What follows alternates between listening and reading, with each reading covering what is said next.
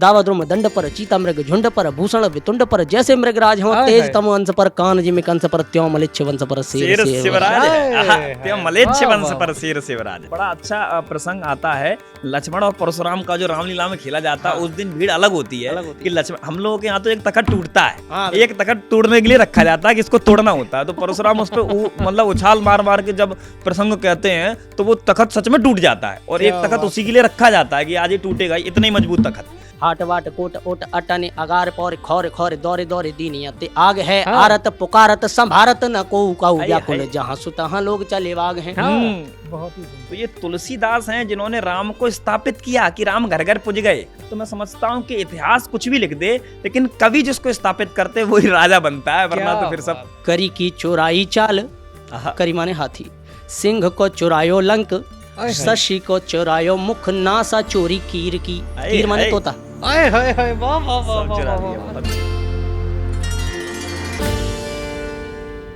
रीतिकाल में आचार्य कवियों की श्रेणी में एक कवि हुए हैं भिखारी दास जी, और उनका एक राधा रानी के लिए छंद है हाँ कि जेहि मोहि विकाज सिंगार सजो तेह देखत मोह में आए गई, न चितौन चलाए सकी उन्हीं की चितौन के भाय अघाय गई।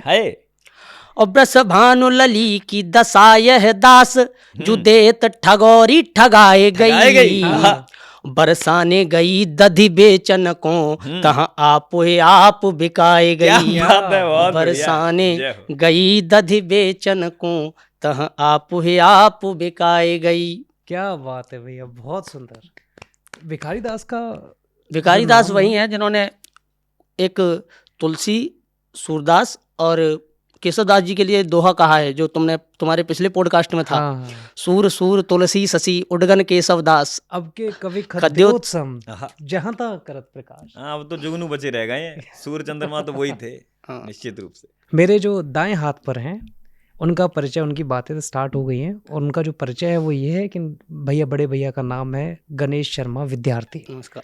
विद्यार्थी इनका उपनाम है, लेकिन साथ में शिक्षण का, अध्यापन का कार्य भी करते हैं, सीख भी रहे हैं, सिखा भी रहे हैं।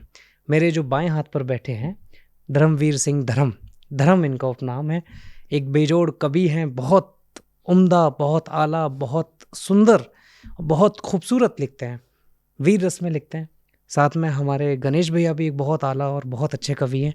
भैया सारे रसों में लिखते हैं, सौंदर्य पे भी लिखते हैं, हास्य पे भी लिखते हैं, इसके अलावा वीर रस में भी लिखते हैं।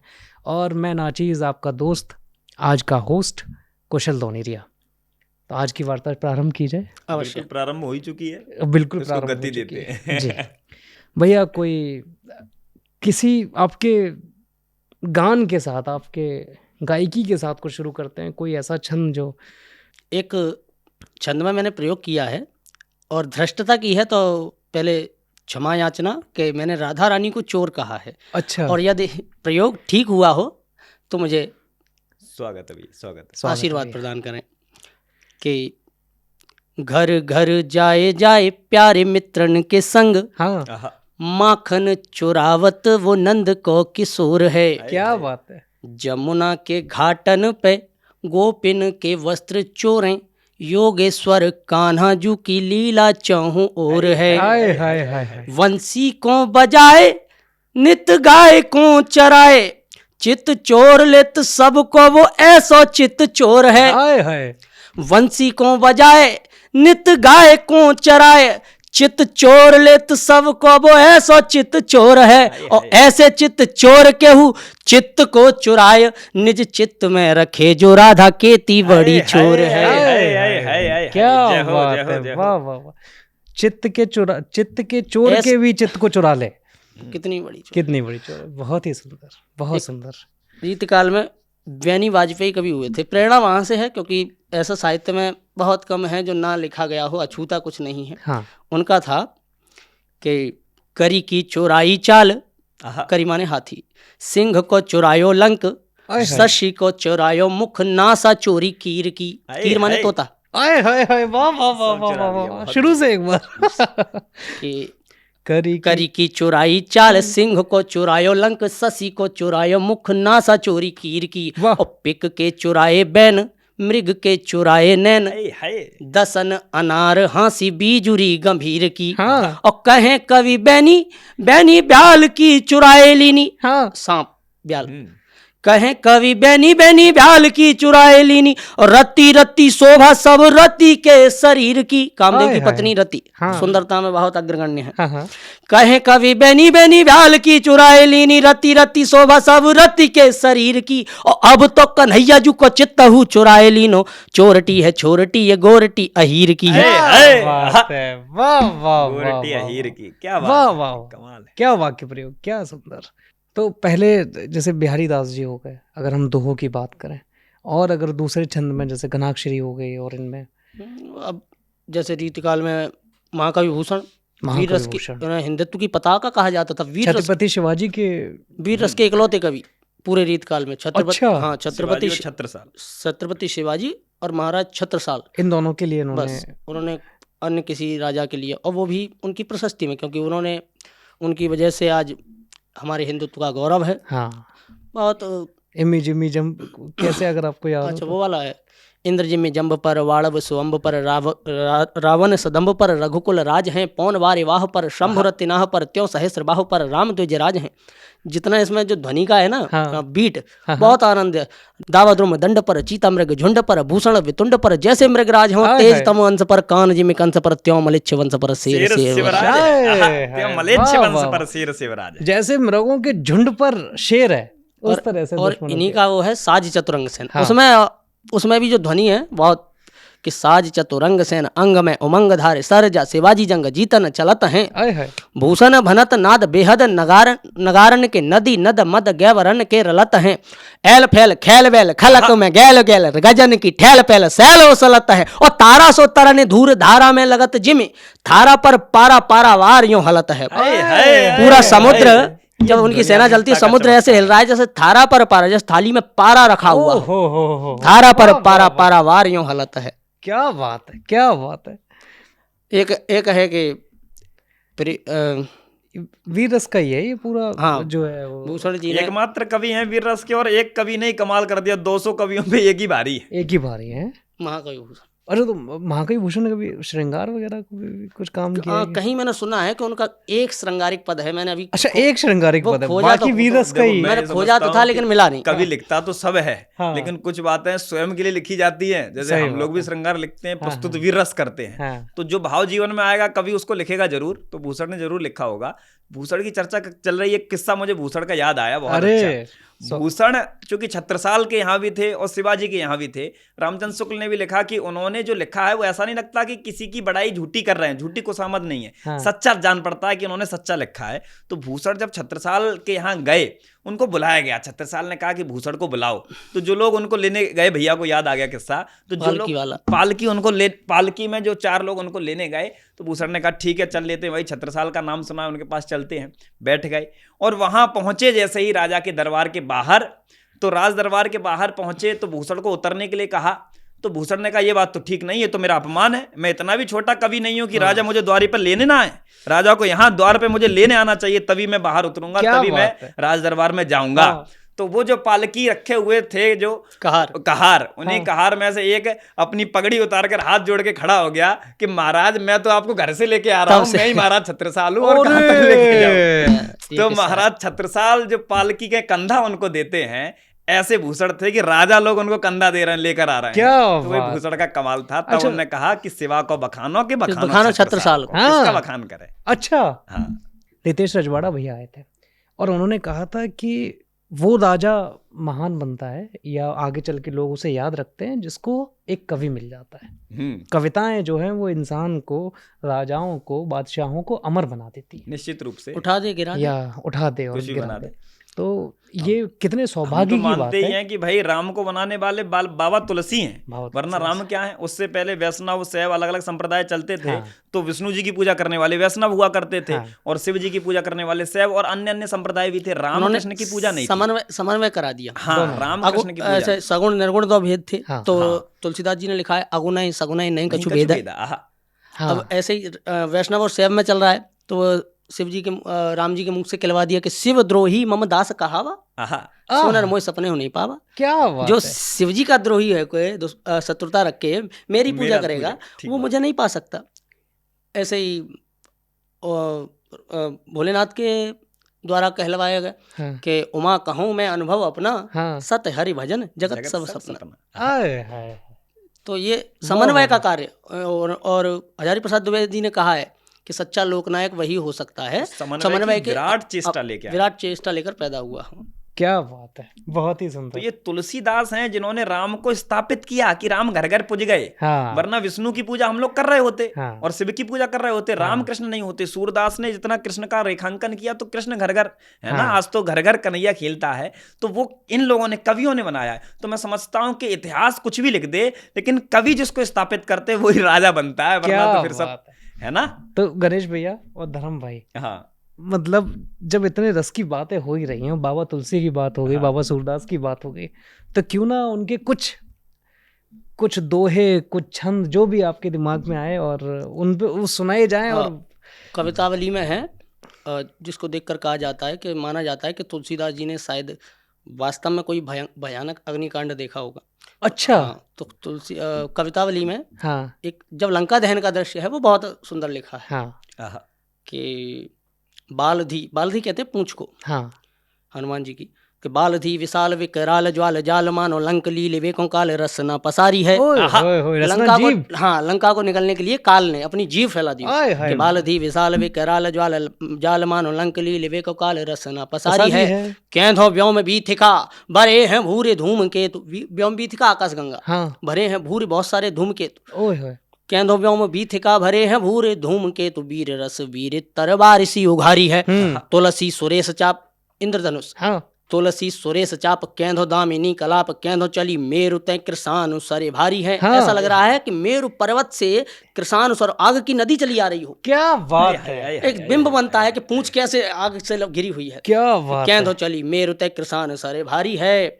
देखे जातु धान राक्षस, हाँ। देखे जातु धानी अकुलानी कहे कानन उजारो, अब नगर पुजारी है। पहले इसने कानन यानी वाटिका को उजाड़ दिया, वो नगर को जलाने में लगा। हाट बाट कोट ओट अटने अगार पौर खौरे खौरे दौरे दौरे दीनियते आग है। ओहो, वाह वाह वाह वाह वाह वाह वाह। हाट बाट कोट ओट अटने अगार पौर खौरे खौरे दौरे दौरे दीनियते आग है। हाँ। आरत पुकारत संभारत न को काऊ व्याकुल, जहाँ सुतहाँ लोग चले वाग हैं।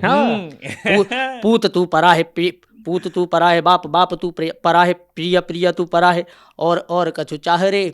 और इसमें अंतिम पंक्ति है कि देख 10 शीश, कि तुमने, ऐसा था कि अंतिम पंक्ति वो कह रहे हैं कि रावण जो प्रजा कह रही है हाँ। कि तुमने कहना नहीं माना, हाँ। तो अब अपनी 20 आंखों से अपने ही नगर को जलते हुए देखो।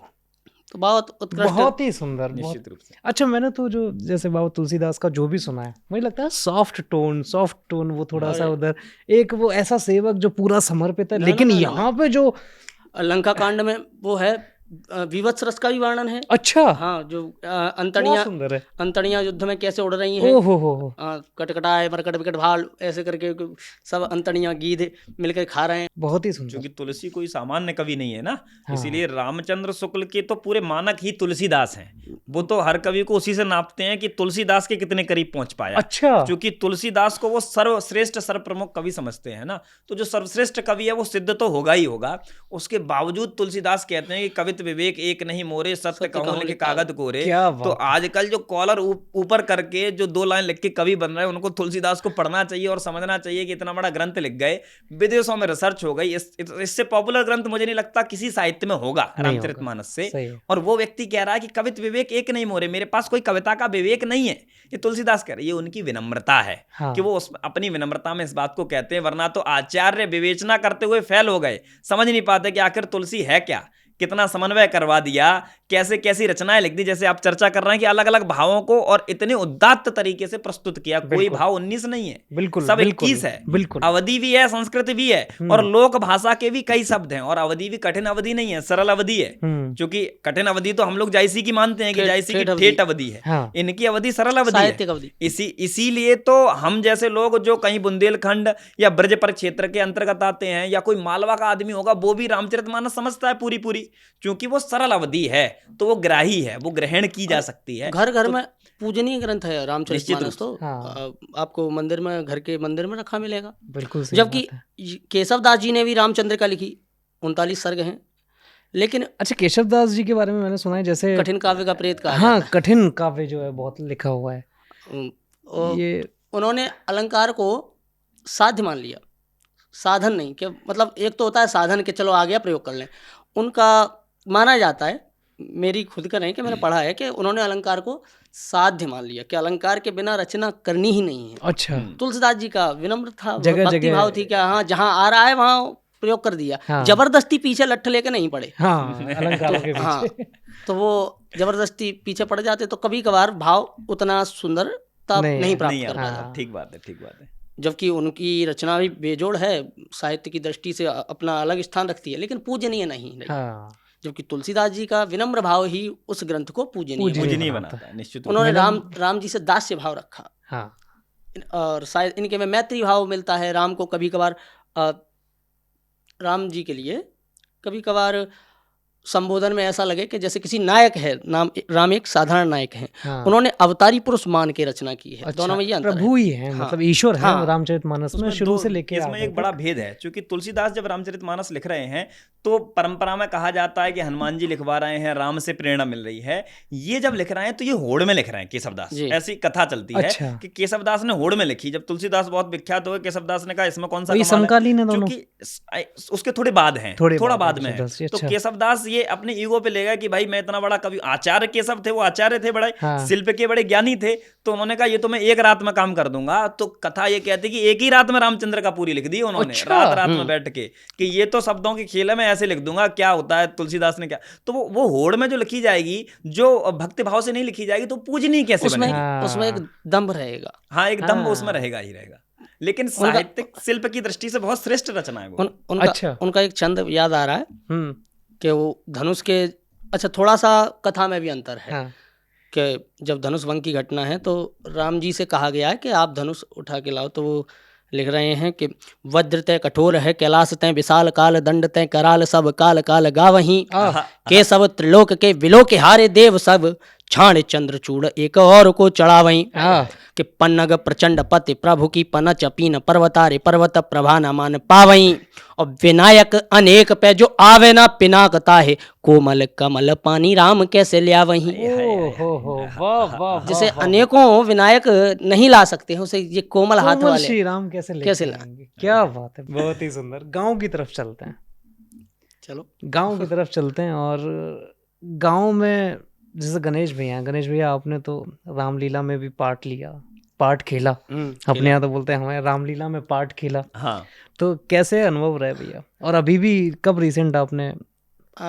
अभी शायद अक्टूबर में रामलीला हुई थी हमारे क्षेत्र में। हाँ, तो अब थोड़ा सा नए, पहले तो मैं लक्ष्मण का रोल करता था, अब नए बच्चे आए तो मैं हट गया।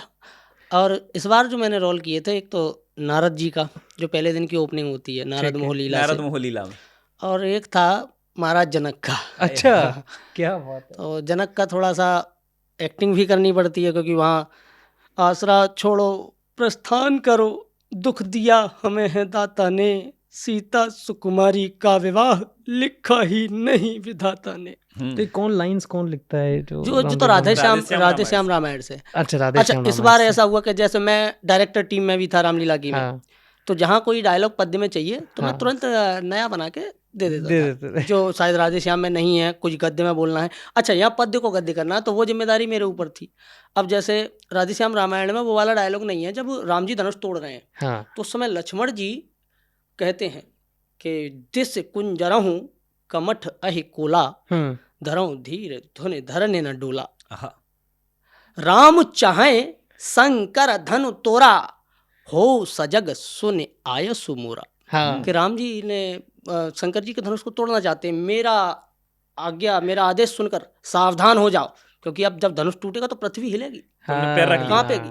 तो हो खुद भी अपना पैर डालिए, चरण चापे ब्रह्मांड, हाँ। और सबको दिस कुंजराओं कमठ अहि कोला, दिशाओं के दिग्गजों, कमठ यानी कूर्म अवतार था, अहि माने शेषनाग, कोला यानी वराह अवतार, सब ये बहुत पावरफुल माने गए हैं। तो इनको दिशाओं को और पृथ्वी को थामने के लिए कहा। तो अच्छा, लक्ष्मण जी ने सबको थाम लिया कि भाई अब ये जो धनुष है। अब ये वाला छंद जो ये वाला प्रसंग है राधेश्याम रामायण में छंद में नहीं है, ठीक है, मैंने इसका गद्य करके राधेश्यामी छंद में बना के बच्चों को दे दिया बोलने के लिए।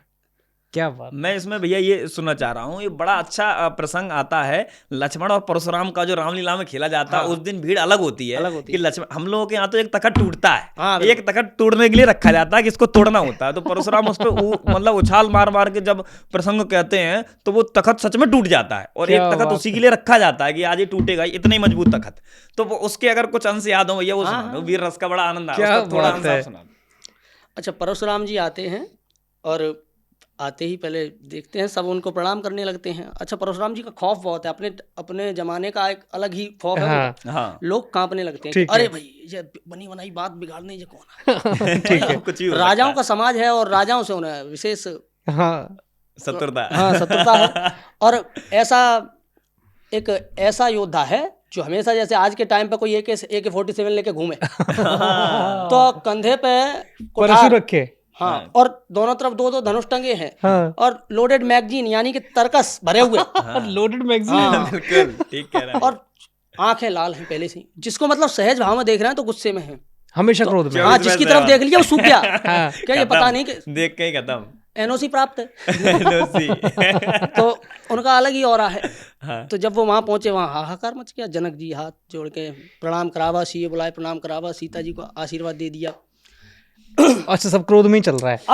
हाँ, अभी तो वे आए हैं, आशीर्वाद दे दिया। अब उनका ध्यान गया, पूछा, हे जनक कहो क्या कारण है, या भारी भीड़ भाड़ क्यों है, या अभी शोर सा कैसा था, वीरों में छेड़छाड़ क्यों है।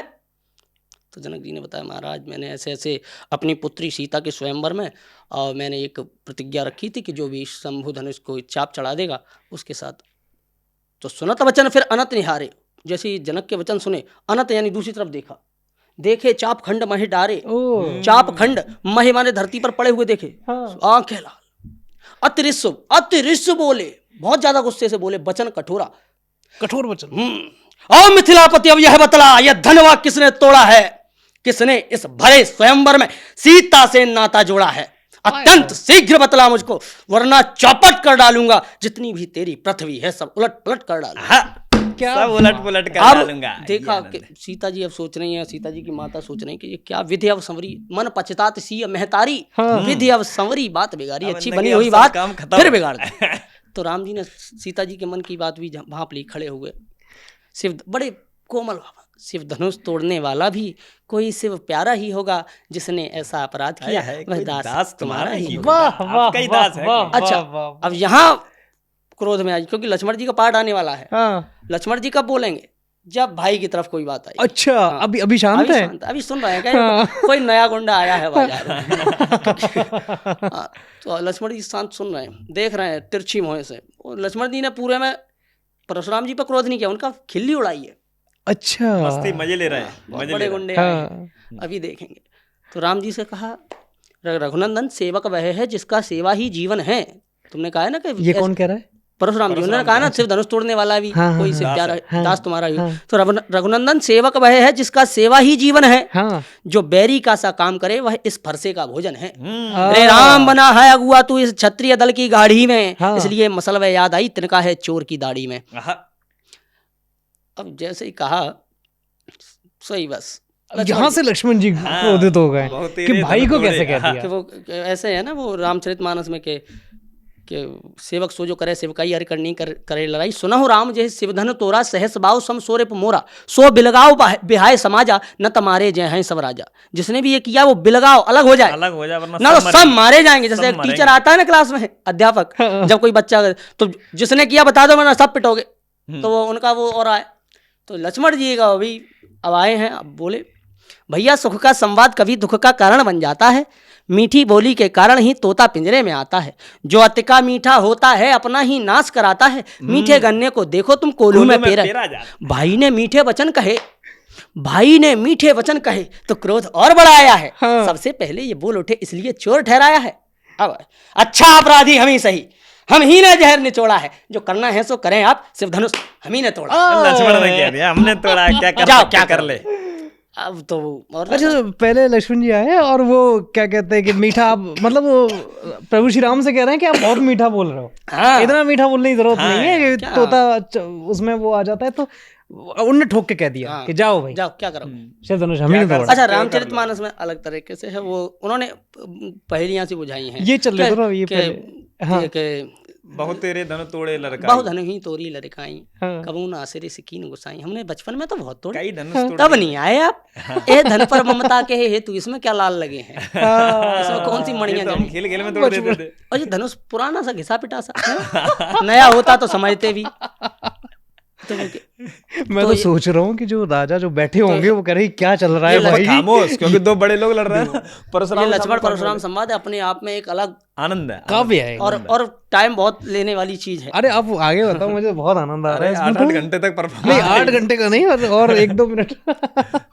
तो जब परशुराम जी फिर क्रोधित हुए और कि ये छोटा सा बालक, रे बालक क्या ये क्या हुआ तुझे, जो बात काटता जाता है, कि नौतारी बामन समझा जो मुझे डांटता जाता है। हाँ। मुझको सीधा ब्राह्मण न जान, मैं क्षत्रिय कुल का द्रोही हूँ, भृगुवंशी बाल ब्रह्मचारी अति क्रोधी हूँ, निर्मोही हूँ। हाँ। मेरे इस लौह कुल्हाड़े ने हाँ। लोहू की नदी बहा दी है। हाँ। इस आर्य भूमि में विकट बहुत बार छत्राणी, यहाँ जो शब्द है बदावरी के साइड में या हमारे वो उसमें विधवाओं को कहा जाता है, विधवाओं को कहा और कई जगह इसका वैश्याओं से वैश्याओं से वैश्याओं भी से लगाया भी है, जाता है। हाँ। तो इस बार में कई बार हाँ।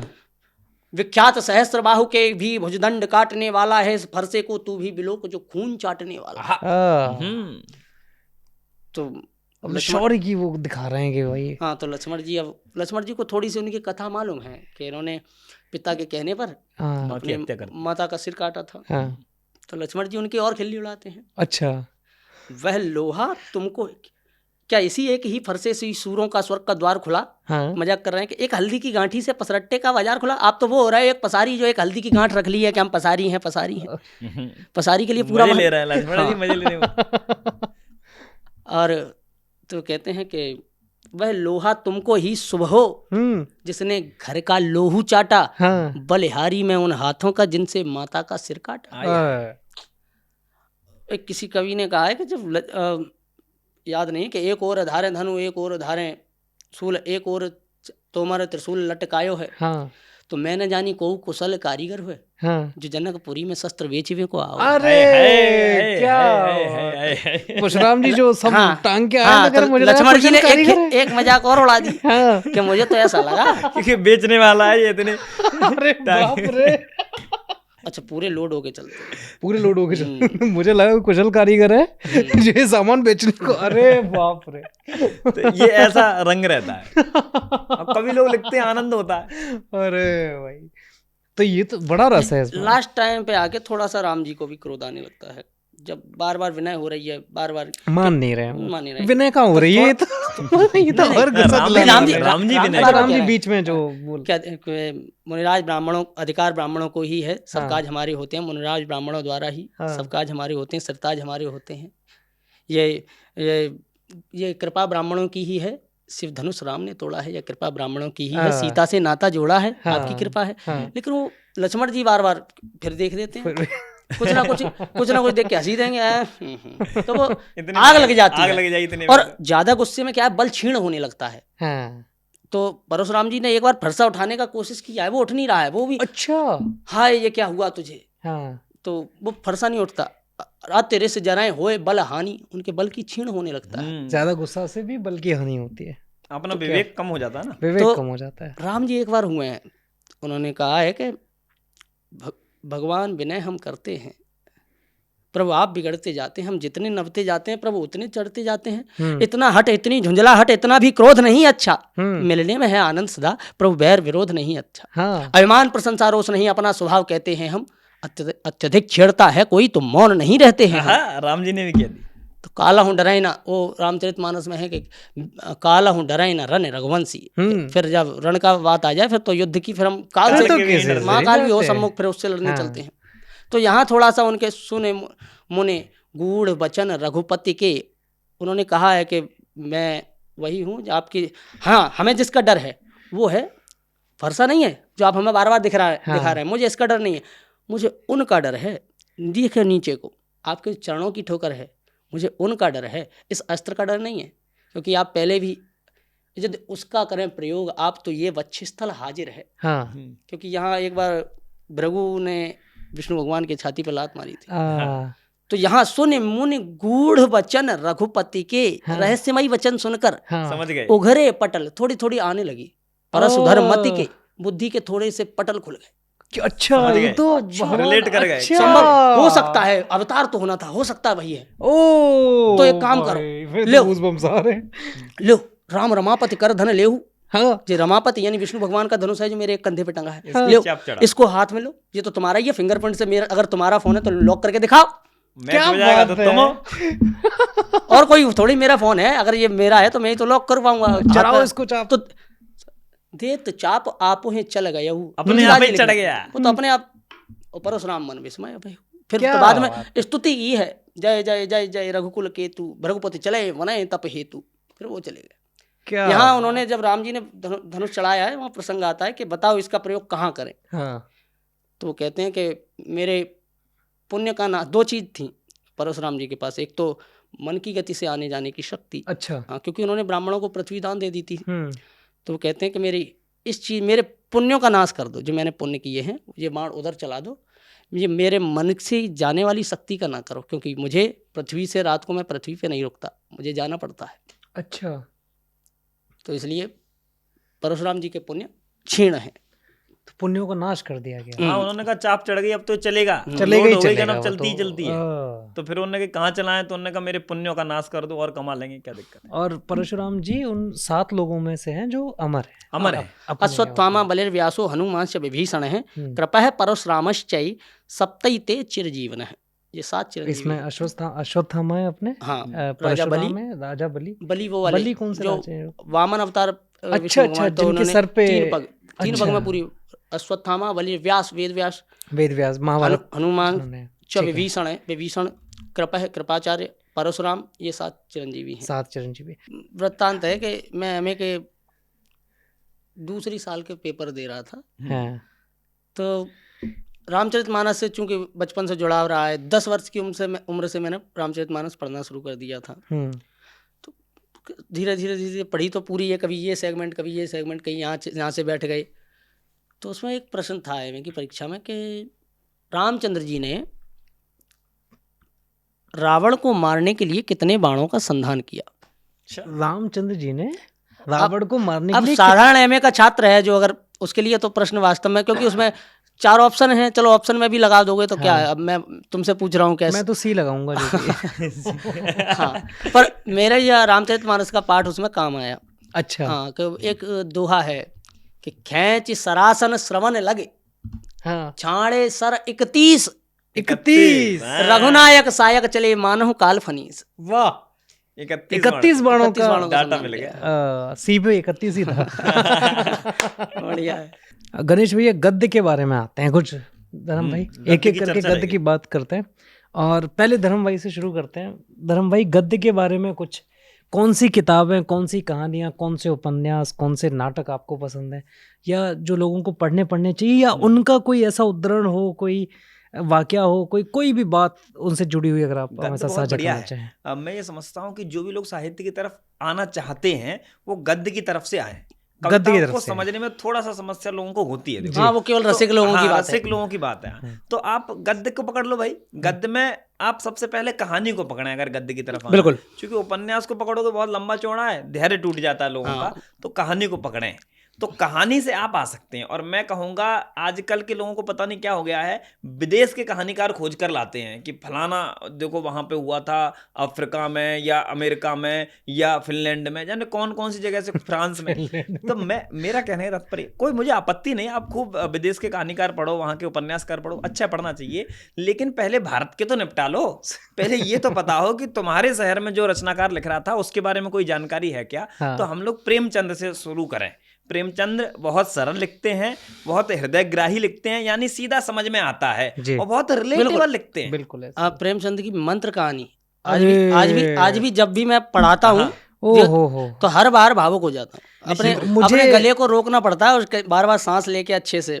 मुझे सबसे पुरानी याद है ना कि अगर मैं किसी फिल्म को हटा दो, फिल्म तो मैंने एक देखी थी, उसके बारे में बता चुका हूँ, अगर कोई कहानी पढ़ के, जो मेरी सबसे पुरानी स्मृति है जिसमें मैं कहानी पढ़ के रोया हूँ, वो मंत्र है।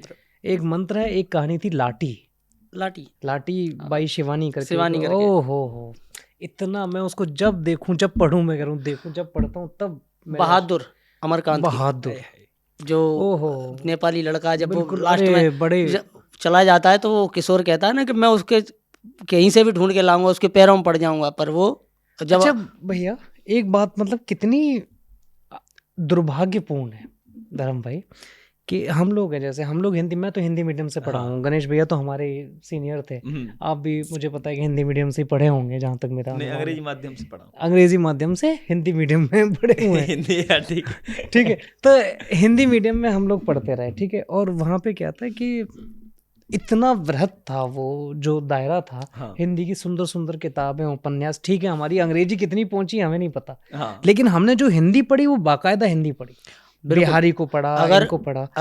अच्छा, अब जो हमारे रिश्तेदारों के जो बच्चे हैं जो दिल्ली में पढ़ रहे हैं, तो मैं देखता हूँ कि ना तो उन्हें हिंदी समझ आए, ना तो वो शेक्सपियर की किसी सोनेट का मतलब बता पा रहे हैं, ना वो तुलसीदास की किसी बाबा तुलसीदास के किसी दोहे का मतलब का, चौपाई का मतलब नहीं बता पा रहे। तो ये एक ऐसी अपनी जेंजी ऑडियंस ऐसी बनती जा रही है जो कविता, इसी वजह से शायद वो कविता से लगातार दूर होती जा रही है और इन चीज़ों से दूर होती जा रही है। क्या कहना है आपका गणेश भैया इस पे? हाँ, जैन जी ये समझता है कि मेरा प्यार सबसे इस दुनिया से अलग, सबसे हटके है। हाँ, मैं ही इकलौता प्यार करने वाला हुआ हूँ, मुझसे पहले कोई हुआ ही नहीं है। तो उसकी उनकी धारणा सैयारा जैसे पिक्चर से जुड़ेगी। हाँ, ऐसा ही अभी, और जबकि हमारे थोड़े से पहले हमें तो जब हम विद्यार्थी जीवन पार कर चुके, तो हमें जो सबसे पहले किसी पिक्चर ने लुभाया वो थी आशिकी 2। उसके गाने भी अच्छे थे। आशिकी 2 के अल्टीमेट है। ये आदमी अभी परशुराम और लक्ष्मण संवाद में बात कर, आशिकी 2 पे आ गए, ठीक है। विद्यार्थी जीवन खत्म करने के बाद जी भैया, तो कैसी लगी थी आशिकी 2? बहुत बढ़िया लगा। कोई सीन जो याद रह गया? वही लास्ट वाला। अभी लाइव जाएगा, भाभी जी भी देख लेंगे कौन सा सीन याद रहेगा। बुला देना मुझे, है अलविदा तुझे। भाई, अरे भैया की मोहब्बत के किस्से नहीं, गाना लग जाएगा, बुला देना।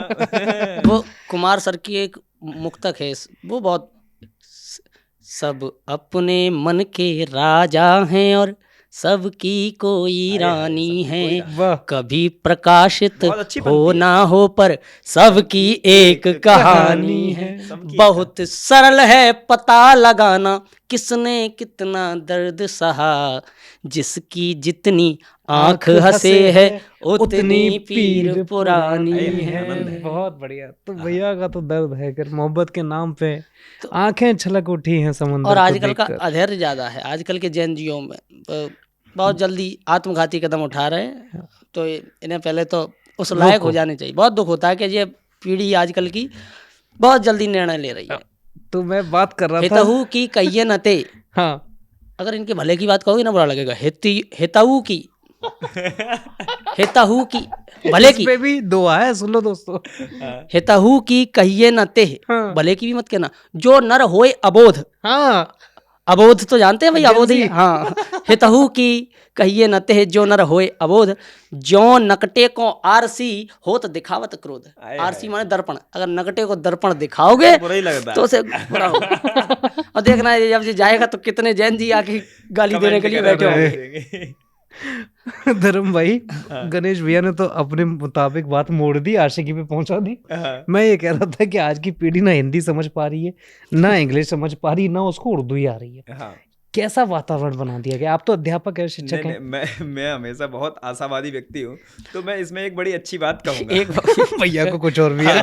एक याद आ गया, फिर मैं भूल जाऊंगा। सच्ची घटना है बिल्कुल, कि मैंने अब जिस भी स्कूल में पढ़ाता हूँ, मैंने बच्चों को दिया कि आज तुम्हें दोहा सिखाता हूँ। तो दोहा लिखना, दोहे का पूरा विधान समझा दिया। तो मात्रा वगैरह। तो बच्चों ने दोहा लिखने का प्रयास किया। कुछ एक ने अच्छे दोहे लिखे। एक लड़का ने, उसने दोहा लिखा कि उसके मन में शायद कोई गीत था, एक गीत है ना, क्या से क्या हो गए देखते देखते। तो उसने उसको तोड़ा, फिर मरोड़ा, फिर दोहा बनाया कि यही अभी तक सोचता, यही अभी तक सोचता थे कितने मासूम, क्या से क्या होते गए पहुंचे ओयो रूम। ये 10वीं के बालक ने लिखा। तो आजकल के देख लो कितने आगे हैं। ये है तो चंबली क्षेत्र। धर्म भाई कोई वृतांत वही तो कुछ। मैं जो अपनी बात कह रहा था हाँ, उसमें मैं थोड़ा सा आशावादी व्यक्ति हूँ। मुझे लगता है कि ठीक है, हर समय में ऐसी चीज़ें होती रहीं और मंच पे भी हम लोग कई बार ये बात कहते ही हैं कि हर युग में युवाओं को लेकर ऐसा आशंका पुरानी पीढ़ी जताती रही कि हाँ। अब ये क्या करे, ये संभाल पाएंगे नहीं संभाल पाएंगे, ये बर्बाद हो गए। कविता और- बचेगी कि और नहीं बचेगी। कविता को लेकर भी और युवाओं को लेकर भी युवाओं कि को ये लेकर सब भी। बर्बाद हो गए। हम हाँ। लोगों के टाइम पे ऐसा होता था, ये हर युग में रहा हाँ। और हर युग में युवाओं ने बचा लिया पीढ़ी को, है ना। हम लोग विवेकानंद की बात करें, युवा ही थे। आचार्य शंकर 32-33 साल के पर उम्र के अपनी थे। तो आखिरी पीढ़ी ये डन है। अपनी आखिरी पीढ़ी। तो मैं इसके इसमें- बाद बचाने लायक कुछ मैं नहीं है। कुशल भाई ये समझता हूँ कि हम लोगों की पीढ़ी में भी कितने लोग मैं खोज के ला सकता हूँ जिनको कविता नहीं पता, जिनको हिंदी नहीं आती। और अपनी पुरानी पीढ़ी बाप लोगों की पीढ़ी में कितने लोग हैं जिनको हिंदी साहित्य से कोई मतलब नहीं है मतलब। जो आज भी कबीर का एक दोहा नहीं सुना पाते। अगर आप दिल्ली में यहीं घूम लो, किसी हाँ। ऑफिस में अगर किसी से पूछ लोगे तो बहुत सारे पिताजी की पीढ़ी के लोग भी ऐसे मिल जाएंगे जिनको तो ये हर नहीं पता। पीढ़ी में ये दिक्कत समस्या रही है। उनके साथ एक चीज बड़ी अच्छी थी, उनके अंदर भारतीयता थी। तो अगर कोई हिंदी में बात करता था तो उसको प्रेमवत तरीके से देखते थे कि भाई साहब हमें तो नहीं आती लेकिन आप बड़ा अच्छा बोल रहे हैं। हाँ। उनके अंदर भारतीयता थी, जो भारतीय भाषा है उसके प्रति उनका आग्रह था, प्रेम था। जो नई पीढ़ी है उसका प्रेम भारत और भारतीयता के प्रति नहीं है। उसके साथ समस्या क्या है, दिल्ली के स्कूल में अंग्रेजी में तो बात करते हैं वो सुबह शाम, और फ्रांस भाषा उनको सिखाई जाती है, फ्रेंच भाषा उनको सिखाई जाती है, स्पेनिश सिखाई जाती है, हिंदी का कोई लेना देना ही नहीं। तो जब वो फ्रेंच सीखेंगे, हम लोग उस समय जैसे अंग्रेजी सीखते थे ना कि हिंदी में बातचीत कर रहे हैं और अंग्रेजी सिखाई जाती थी, या अंग्रेजी नहीं सिखाई जाती, या फ्रेंच और स्पेनिश सिखाई जाती है। तो हिंदी का कोई लेना देना नहीं, भारतीय सभ्यता का कोई लेना देना नहीं। ट्रिप भी दिल्ली के स्कूलों की विदेश में होती है तो भारतीयता से वो नहीं जुड़ पाते। जो पीढ़ी भारतीयता से नहीं जुड़ पाएगी उसका हिंदी के प्रति प्रेम नहीं रहेगा। हिंदी साहित्य पढ़े ना पढ़े उससे मुझे कोई समस्या नहीं है, लेकिन अगर कोई हिंदी साहित्य की बात करें तो उसको घृणाप्रद दृष्टि से ना देखें कि ये तो बेकार आदमी है। ये दृष्टि नहीं होनी चाहिए। ये तो ग्रामीण आदमी, गांव का आदमी। हाँ। अब तो ये हो गया कि अगर आप तो ये समस्या बस इस पीढ़ी के साथ है, तो हमें थोड़ा काम करने की जरूरत है। अगर आप अपने आप को जेनजी से थोड़ा ऊपर कुशल भाई मान रहे हो तो ये आपकी जिम्मेदारी है कि अगली पीढ़ी को थोड़ा भारतीय बना दो। नहीं, मैं तो बना रहा हूँ। हाँ, बस इतना प्रयास करना है तो फिर अभी मेरे फूफा जी का घर बन रहा था तो मैंने तो इंग्लिश टॉयलेट्स के लिए भी मना कर दिया कि भाई ये वैसे ही बैठेंगे, इनको प्रॉपर भारतीय बनाया जाए। तो मैं तो अपनी जितना मुझसे हो सकता है बन पा रहा है मैं उतना फिजिकल हेल्थ के लिए हालांकि वो अच्छा है, उस तरह से बैठने से काफी चीजें ठीक रहती है। ऐसा है कायम चूर्ण और वो पोजीशन है, मुझे लगता है कि तुम एक बार राग दरबारी पढ़ो। राग दरबारी, अरे श्री प्रकाश तुम्हारा शुक्ल। हाँ, तुम्हारा जो ह्यूमर है एक बार राग दरबारी पढ़ो, आनंद आ जाएगा कुछ भैया। उसका शुरुआत ही पहला पृष्ठ ही है। हाँ, मैंने पढ़ रखी है वैसे, लेकिन वो अच्छा पढ़ी है पूरा? ट्रक वाला जो, अच्छा केवल उतना वृत्तांत था। जिस तरह सच के कई होते हैं, इस ट्रक के भी कई पहलू थे। हाँ। मतलब हर आनंद है, बहुत आनंद है। हर लाइन में एक पंच है कि वो ड्राइवर के पास पीने के लिए चाय थी और ताकने के लिए दुकानदार। बहुत बड़े ह्यूमर है, बहुत। हाँ, बहुत ज्यादा। कि उस ट्रक को देखते ही पता लगता था कि इसका जन्म सड़कों का करने के लिए हुआ। अरे बाप रे। हाँ, लिखा है। बहुत ही बढ़िया। नाटकों में आषाढ़ का एक दिन, सिंदूर की होली, अंधा युग, अंधा युग, धर्मवीर भारती, बहुत तो बढ़िया। ये जयशंकर प्रसाद के तीनों नाटक अच्छे हैं जो हमारे सिलेबस में भी हैं। स्कंदगुप्त, चंद्रगुप्त, ये और मैंने तो नहीं पढ़े। कैसे? ध्रुव स्वामिनी बहुत श्रेष्ठ बहुत नाटक सुंदर, है। अच्छा। जयशंकर प्रसाद के नाटक सचमुच श्रेष्ठ हैं। हालांकि उन पे आरोप लगता है कि वो परफॉर्म करने लायक नहीं है, लेकिन जिस वक्त लगता था तब परफॉर्मेंस के संसाधन कम थे, लेकिन अब कोई समस्या नहीं। अब खूब परफॉर्म होते हैं। मंडी हाउस पे हम लोग देखने जाते हैं, चंद्रगुप्त, स्कंदगुप्त खूब बढ़िया परफॉर्म होते हैं। तो दोस्तों, सिर्फ गणेश भैया नहीं है, ये कवि गणेश शर्मा विद्यार्थी हैं, धर्म भाई नहीं है, कवि धर्म सिंह धर्म है। इन दोनों की पंक्तियां बहुत अच्छा लिखते हैं। तो मैं चाहूँगा कि मेरी दरख्वास्त है, गुजारिश है आपसे गणेश भैया कि कुछ अपना लिखा हुआ हो जाए और उसके बाद धर्म भाई की तरफ चलेंगे। और बीच में मैं भी ज़रूर अपनी 2 शेर जो है, हाँ, उसके बिना तो पूर्ण आहुति नहीं होगी। बस भैया, अगर शुरुआत में आप रश्मि रति का जो आप 8वां सर्ग जो तैयार कर रहे हैं उसकी कुछ पंक्तियां हो जाएं, वो पूरा तो नहीं, काफ़ी बड़ा है, लेकिन हाँ, अब जितना याद है। 8वां सर्ग मैंने कल्पना की, और हाँ, बी आर चोपड़ा के महाभारत में एक एपिसोड है अर्जुन को पता पड़ता है कि मेरे हाथों ही मेरे भाई का वध हुआ है। कर्ण का। हाँ, वो सबसे ज्येष्ठ था, युधिष्ठिर से भी बड़ा था। ठीक है। तो एक एपिसोड है कि वहाँ अर्जुन रात को शिविर से बाहर जाता है, मैदान में चीख रहा है, विलाप कर रहा है। बस यही एक दृश्य है। इस पर मैंने लिखना शुरू किया कि ज्ञात हुआ अर्जुन को ज्यों ही शत्रु न था दानी राधेय, बंधु सहोदर ज्येष्ठ भ्रात था महावीर वो भी कौन्तेय। तत्क्षण मध्य रात्रि में पहुंचा कुरुक्षेत्र हो व्याकुल पार्थ, अश्रु भरे नैनों से चीखा हा भाई मेरे पुरुषार्थ। करुणा का चीत्कार उठा कर रहा धनंजय विकट विलाप, वेधे बतला तू ही कैसे मिटते भ्राता द्रोही के पाप। अथवा हे भाई तुम ही उद्घाटित कर देते गूढ़राज, गुडाकेश गांडीव त्याग कर चरणों में सिर रखता आज। पांचों भाई शस्त्र छोड़ते महासमर हो जाता शांत, अनुचर होते दानवीर के या जाते कानन एकांत। चंवर डुलाते धर्मराज भी नहीं मांगते कोई गांव, सहदेव नकुल सेवक होते पदत्राण भीम पहनाता पांव। मैंने मारा तुमको छल से वस वासुदेव ब्रह्म वचन कूप, घृत महायज्ञ की लपटों में अर्पित करते थे विश्वरूप। क्या बढ़िया लिखा है उसी शैली में। वाह वाह वाह, आनंद है। वाह वाह वाह। तो यहाँ क्योंकि ये अर्जुन का पश्चाताप है, युधिष्ठिर का पश्चाताप दिनकर जी कुरुक्षेत्र रचना में लिख चुके हैं। हाँ। युधिष्ठिर ने विजय श्री प्राप्त कर ली है, पितामह भीष्म के पास गए हैं, रो रहे हैं। हाँ। कि इस विजय का मैं क्या करूं। तो आगे कि मांगे तुमसे देवेश भी कह रहा पार्थ ये चीख चीख रक्षा करने, निज पुत्र प्राण मांगे ते कुंडल कवचदान। क्यों सुरपति मेरे हुए नाथ, इससे अच्छा होते अनाथ। आदित्य हार कर जीत गए, सचपत के यश घट रीत गए, अक्षय अखंड रवि कीर्त गान कर रहे लोक तीनों बखान। जय जय जय जय। के कर्ण के कारण सूर्य का भी बखान हो रहा है मेरे। अच्छा, एक इंद्र के वरदान के द्वारा ही अर्जुन की उत्पत्ति मानी जाती है, सूर्यपुत्र कर्ण इंद्र के। क्यों सुरपति मेरे हुए नाथ, इससे अच्छा होता अनाथ। आदित्य हार कर जीत गए, सचपत के यश घट रीत गए, अक्षय अखंड रवि कीर्त गान कर रहे लोक तीनों बखान। क्यों मिले मुझे तुम भीरु तात, क्यों मिली मुझे तुम भीरु मात। हाँ। मुझको ही मर जाने देते, गति परम रम्य पाने देते, क्यों मांगे कवच और कुंडल, होने देते रणनीति कुशल। पर अगर कहीं वैसा होता फिर कहाँ युद्ध ऐसा होता, सम्मुख होते अर्जुन सत सत लड़ते रहते दिन रात निरत। अर्जुन पर पार न पा सकता, खगलोह दंड कब खा सकता, चट्टान कौन पिघला सकता, कौरव का तेज मिटा सकता, सागर को कौन बहा सकता, जो लहर लहर लहराए उस मारुत को कौन बहा सकता, गुरु परशुराम के शिष्य महादानी को कौन हरा सकता। जय जय, जिंदाबाद जिंदाबाद जिंदाबाद भैया, जय जय जय जय जय जय भैया। 8वां सर्ग अगर इसके अंत में जो पंक्ति हैं, हाँ, जो अभी मतलब अंत के जहां तक मैंने लिखा है जी, उसमें अर्जुन अपनी मृत्यु मांग रहा है कि मैंने बहुत गलत काम किया है। हाँ। करके अपना पाषाण हृदय 17 दिन युद्ध लड़ा निर्भय, ऐसा लगता है हे भाई अब ऐसा लगता होगा ना कभी फिर भानोदय। 2 मिनट का रह गया। मेरे सत्कर्म रहे हों यदि इस क्रूर निशा का अंत न हो, अंबर को चीर विशिख चपला, चीरे जो वक्ष मिरातन हो, तड़तड़ा के टूटे मुझ पर देखूं ना अगला दिवस कभी, अथवा कड़कड़ कड़कड़ाक फट जाए जितनी भूमि अभी, जितनी भूमि इस दुष्ट अधम पापी की देह समा जाए, या काल कुटिल दसनों से ही जीवन ये तुच्छ चवा जाए। हे ग्रह नक्षत्र तारिकाओ उल्काएं मुझ पर बरसाओ, हे भूधर निज भूखंड महा धम धम धम धम गिरा जाओ, या जल निधि वन के काल व्याल कल्लोल कराल उठाओ अब, खल विकल जलाजल कल कल कर जल तल के मध्य डुबाओ अब। हे पवन देव 49 पवन ले घोर भयाभय रूप धरो, जिस कर के सर भाई मारा वो कर विछिन्न तत्काल करो। अरे वाह। तो अभी ये जारी है।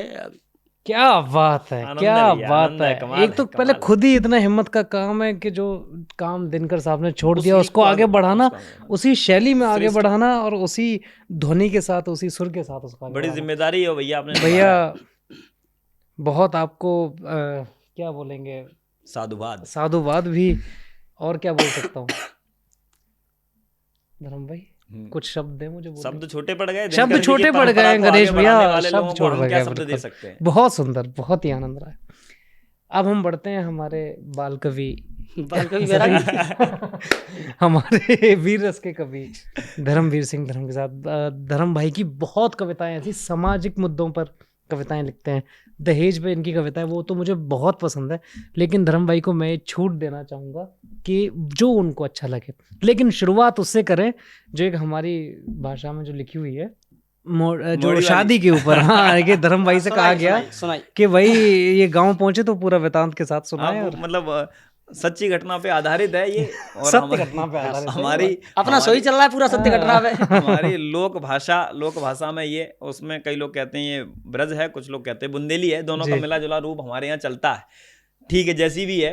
तो जब घर गए तो फिर अब मामा कन्विंस कर रहे हैं, अब मामा फूफा लोगों का काम रहता है शादी सगाई लाना, तो वो यही कर रहे हैं कि लला आप बहुत टाइम हो गया, आप कब तक पढ़ते रहोगे, दिल्ली रह रहे हो, पढ़ रहे हो, अब ब्याह कर लो। तो हमने कहा पीएचडी चल रही है, पीएचडी हो जाए, कह रहा पीएचडी वीएचडी करते रहियो, ब्याह कर लो, फिर से ठीक है जाओ। तो उनने जो बात अपनी कही गद्य में, उसको मैंने पद्यबद्ध किया, बस जो बात उनने कही। तो उन्होंने कहा लड़की आ जाएगी तो होगा क्या? तो उन्होंने कहा कि रोटी खवावेगी तुम्हें, घर द्वार सब झाड़ देगी, मोड़ी आ जाएगा तो, मोड़ी यानी मोड़ी कहते हैं लड़की को हमारी भाषा में, तो मोड़ी आ जाएगी होगा क्या? लालच दे रहे हैं कि रोटी खवावेगी तुम्हें, घर द्वार सब झाड़ देगी, और दहेज को बाप देगा, मोड़ी तुमको प्यार देगी।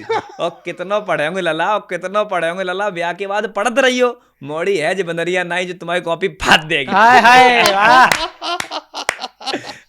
मोड़ी है बंदरिया नहीं जो तेरी कॉपी फाड़ देगी। तो ये हमारे चाचा एक कविता गाते थे, पता नहीं किसी की थी, कि कुआरे रहोगे तो सुखारे रहोगे लला, ब्याह करे नाक में नकेल मत डराओ जी, खाओ जी पियो जी मौजा उड़ाओ जी, पिक्चर को देख के 1:30 बजे आओ जी, ना चून की चिंता ना घी की घिस, ब्याहे ते रड़ुआ भले, रोटिन ते लड़ुआ भले, तो कुआरे रहोगे तो सुखारे। तो मामा को जवाब दे देना आप ये वाली पंक्तियों में। ठीक है, ये क्लिप भेज देना। नहीं बचाऊं यहाँ कुआरे, ये दोनों लोग तो निपट लिए, गणेश भैया भी साधुशुदा आदमी है, कुशल भाई भी। अरे तो भैया की आशीर्वाद है, साधुवाद है भैया। जो शादी हो गई जी। एक कविता मैं सुना देता हूँ, चूंकि कर्ण की चर्चा हुई, और ये विरोधी मत है, ये अलग मत है, विरोधी मत नहीं कहूंगा, इस शब्द को हटाता हूँ, ये भिन्न मत है। जो भाव मेरे अंदर जागृत हुआ, हम लोग निरंतर इस पे चर्चा करते हैं, विचार करते हैं, तो मेरे अंदर ये भाव आया कि कुछ बातें ज्यादा कही गई जो नहीं कही जानी चाहिए। इस कविता के विरोध में बहुत सारे, सर्वाधिक प्रतिक्रिया किसी कविता पे मेरी आई है तो वो इसी कविता पे आई। लोगों ने कहा कि आप दिनकर जी का जवाब देना चाहते हैं, लोगों ने कहा कि अर्जुन और ये युधिष्ठिर बहुत भले लोग थे, लोगों ने कहा कि ये युद्ध ही छल का था। मैं बस एक बात कहना चाहता हूँ, कवि स्वच्छंद है, कवि बस अपनी बात कहता है, दिनकर बड़े कवि, हम किसको क्या जवाब देंगे। बस मेरे मन में जो भाव आया वो भाव मैं लिख रहा हूँ कि गलत ये भी है, गलत वो भी है, देवता कोई नहीं है जो कुंडल के दानी बनकर कवच दान कर फूल रहे हैं, इंद्रदेव से शक्ति प्राप्त कर धर्म पथिक थे भूल रहे हैं, जिनके होने से दुर्योधन जैसों को हिम्मत मिलती है, शकुनी की जिह्वा चलती है, दुशासनों को गत मिलती है, कितने हो बलवान श्रेष्ठ पर सच पथ का आधार नहीं है, भारत की मिट्टी को ऐसे कर्ण कभी स्वीकार नहीं है। चीर हरण को देख देख कर दानव अट्टहास करते हैं, पग पग पर अवसर देते हैं, तब माधव विनाश करते हैं, विधना के स्पष्ट नियम है, नित्य कसौटी पर कसते हैं, कर्मों का पहिया चलता है, तब रथ के पहिए धसते हैं, अभिमन्यु के हत्यारों का नैतिक ये उद्धार नहीं है, भारत की मिट्टी को ऐसे कर्ण कभी स्वीकार नहीं है। नित पापों में लिप्त रहे और गुरु को देना घात गलत है, धर्म क्षेत्र को जान रहे हों, बाकी लोगों को नहीं पता था, कर्ण को पता था। नित पापों में लिप्त रहे और गुरु को देना घात गलत है, धर्म क्षेत्र को जान रहे हों, फिर दुर्योधन साथ गलत है, जगत सांत्वना देता है पर उससे पाप नहीं छिपते हैं, इतिहासों में छूट जाए जो उस गाथा को कवि लिखते हैं, श्रेष्ठ कहे जाएं दुष्कर्मी ये गीता का सार नहीं है, भारत की मिट्टी को ऐसे कर्ण कभी स्वीकार नहीं है। भारत की मिट्टी को ऐसे कर्ण कभी स्वीकार नहीं। ये एक मेरा मत है, मेरा भाव, मेरा विचार, जो मुझे लगा कि ये एक पक्षकरण का ये भी है जिसको भाई इन्होंने गलत का जो है साथ दिया हमेशा, वो एक भी बार इसके अगेंस्ट में नहीं बोले उन्होंने। हाँ, दिनकर जी ने थोड़ा सा एक वो किया है कि वो कर्ण को नायक, मैंने कर्ण नायक की एक और चीज, नायक की चार कोटियां होती हैं। हाँ, धीरोदात्त, धीर प्रशांत, धीर ललित और धीरोदत्त। तो कर्ण को मैं चौथी कोटि का नायक मानता हूँ। खलनायक की दृष्टि से मैं नहीं रखता। हाँ, नायक है लेकिन चौथी कोटि का है, निम्न कोटि का है। हाँ, यहाँ अर्जुन की जो पीड़ा है वो एक भाई के मरने की है, और जिस समय अगर किसी के मालूम पड़े कि मेरा भाई था, इतने सालों से था, मुझे राज ही नहीं पता, सही बात, किसी ने बताया नहीं, माता ने ना बताया, किसी को पता ही नहीं है, उसको पता नहीं, उसको पता है, उसको पता है, कर्ण को पता है कि युद्ध लड़ रहा है, तो या तो उसने कर्ण ने कुंती से कहा कि 5 ही पुत्र हैं, 5 बचेंगे, लेकिन अर्जुन की पीड़ा यही बात की है कि उसको नहीं पता था। हाँ। अगर उसको पता होता तो शायद कुछ और होता, सही है, शायद वो धर्म युद्ध ना होकर फिर वो अर्जुन शायद पीछे हट जा, या युधिष्ठिर कुछ भी हो सकता है। युधिष्ठिर इतने ज्यादा वो थे कि युधिष्ठिर कभी ना युद्ध करते। हम्म। अर्जुन तो हथियार नहीं उठाते, युधिष्ठिर युद्ध नहीं करते। तो यहाँ मैंने लेकिन नायक नहीं माना, मैंने जो अर्जुन की पीड़ा, मेरी कविता का नायक अर्जुन ही है। बस उसकी पीड़ा है कि एक हाँ। नायक के हाथों यदि उसका कैसा भी भाई हो, अगर वो सही बात है। जाता है तो उसकी तो उनका पीड़ा। एक दुख है, पीड़ा, नहीं, वेदना है कि कर्ण का अपना स्थान है। मैंने बस एक नया विचार देने का प्रयास किया। एहसान दान भी किया है, मन का दबाव तुमने, भी है। दान किया मन का तुमने, मैत्री कहकर जग समझाया, दुर्योधन की विजय कामना से मन कभी न भटकाया, किंतु तुम्ही ये आत्मदान जो तुमने अपना दान किया है, तब कभी ना अक्षत कर पाए, जब माधव से ज्ञात हुआ मां कुंती है दृग भर आए। तब थोड़ा सा पसीज गए। उस समय तो युद्ध के लिए तैयार था कि आज मार के रहूंगा सबको, पांचों पांडवों को लिए। लेकिन जब मालूम पड़ा कि कुंती माँ है और फिर बाद में कुंती वरदान, तब थोड़ा सा पसीज तो गया। कई बार छोड़ा युधिष्ठिर, नकुल, सहदेव, सब भाइयों भीम को छोड़ा है ना। अर्जुन से नहीं, अर्जुन से बराबर ठनी रही है। यही हाँ, उसने कहा कि अर्जुन युधिष्ठिर से का लड़ूंगा। निहत्था करके चलो जा, तुम आए युद्ध करने बड़े। सबको हरा के छोड़ दिया था। चाहते तो वध कर सकते थे सब, मारेंगे तो सिर्फ यहाँ अर्जुन को। यहाँ वो थोड़ा सा नायक की श्रेणी में इसलिए रहता है। इसी के साथ समापन की ओर बढ़ा जाए। अवश्य। बहुत आनंद आ रहा है दोस्तों, और कोई भी ऐसा सेगमेंट है जिसमें आपको लगता है कि यार इसमें आनंद आया और इस पे और बात होनी चाहिए, तो आप कमेंट बॉक्स में लिख सकते हैं। इसके अलावा आप हमें मेल कर सकते हैं। कोई भी बात है, कैसी भी बात है, कोई भी खत है, कोई भी आपका पत्र है, हिंदी में, इंग्लिश में, फ्रेंच में, स्पेनिश में, जिसमें चाहें उसको भेज सकते हैं thekamshow@khabargaon.com पर। तो दोस्तों बहुत अच्छा लगा। उम्मीद करते हैं कि आपको आज का हमारा जो द काम शो है, ये इसकी जो किस्त है वो आपको पसंद आई होगी। और दोस्तों अमन भाई को जल्दी हम लेके आएंगे। हमारे साथ में थे गणेश भैया और हमारे साथ थे धर्मवीर सिंह धर्म भाई। और अपना प्यार भेजते रहिए, कमेंट करिए, कुछ कहना चाहते हैं तो पत्र भेज दीजिए। बाकी मिलते हैं अगली किस्त। जय श्री राम। जय श्री राम।